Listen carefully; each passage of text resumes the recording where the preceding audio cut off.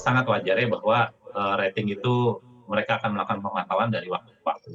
Begitu mereka melihat bahwa ada memburuknya situasi, tentunya mereka akan melihat suatu perusahaan itu menerbitkan obligasi, apakah dia masih punya uang untuk bisa membayar, apakah itu hutangnya ataukah dia membayar, eee, pokok hutangnya.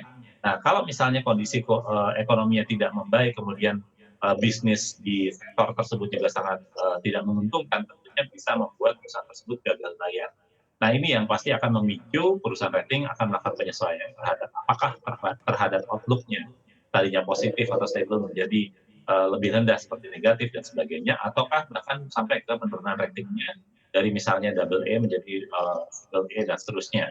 Nah, ini yang, kita juga, pantau dari waktu ke waktu, kenapa? Karena itu juga akan sangat mempengaruhi harga.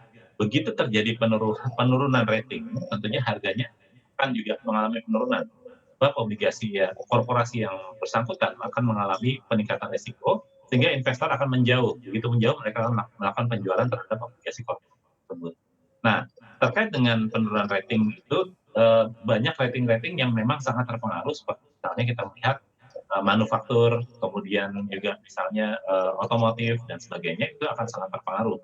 Kenapa? Karena memang, eee, kita melihat banyak sekali ada relaksasi ya ditujukan kepada masyarakat yang sifatnya adalah, mereka tidak perlu membayar hutang, kemudian mereka, membayar cicilan dan sebagainya, ini juga akan berdampak terhadap industri otomotif maupun industri penunjangnya seperti finance dan sebagainya. Jadi beberapa sektor tersebut memang, kita tidak bisa melihat, kemungkinan bahwa memang akan mengalami penyesuaian rating.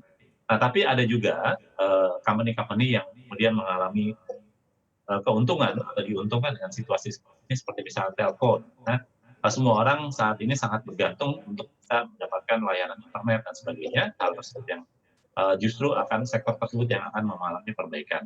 Kemudian juga seperti misalnya, penyedia, barang farmasi dan sebagainya, itu juga akan diuntungkan, kenapa? Karena mereka mungkin mendapatkan, keuntungan dari penjualan vitamin, penjualan, obat dan sebagainya. Selain itu juga seperti misalnya penyedia, consumer goods seperti sabun, antiseptik dan sebagainya itu juga akan mengalami, peningkatan ya, sangat diuntungkan. Dan yang,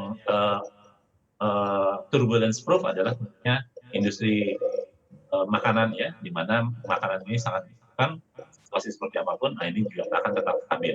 Nah, jadi kalau misalnya kita melihat, dari sekian banyak penurunan di beberapa sektor tersebut memang akan berimbas terhadap penerbitan obligasi korporasi yang tadinya kita mungkin prediksi, angkanya sekitar 150, ini akan langsung terpangkas banyak.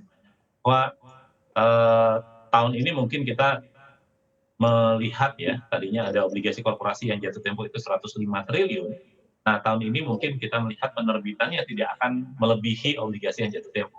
Kenapa? Karena kita melihat tadi, begitu ada sektor yang, semakin berisiko obligasi korporasinya, tentunya dia akan mengalami kenaikan yield. Nah, dia kalau misalnya perusahaan tersebut ingin menerbitkan obligasi korporasi, tapi kemudian dihadapkan bahwa, "Oke, saya harus mendapatkan dana, tapi kok kalau saya lewat obligasi saya harus membayar bunga mungkin 10%, 11%." Nah, itu tentunya mereka akan, "Oke, lebih baik saya tidak membayar ya, saya tidak menerbitkan obligasi, lebih baik obligasi yang korporasi saya yang jatuh tempo, saya bayar saja dulu ya, atau mungkin misalnya menggunakan yang lain, saya pinjam di tempat lain untuk bayar tersebut, sehingga tidak menerbitkan obligasi korporasi baru."